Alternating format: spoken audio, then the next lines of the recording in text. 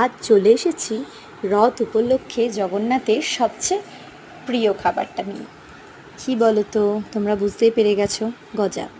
তো প্রথমেই ময়দা মেখে রেখেছিলাম সামান্য একটু লবণ দিয়ে, তারপর এই একে একে বেলে নিচ্ছিলাম।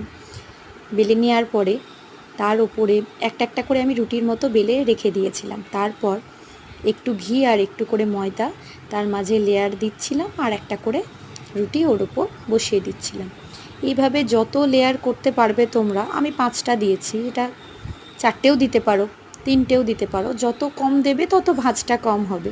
তো এইভাবে রোল করে গুটিয়ে নেওয়ার পর আস্তে আস্তে সাইড করে কেটে নিচ্ছিলাম। এইভাবে রেডি হয়ে যাচ্ছিল আমাদের এক একটা গজার।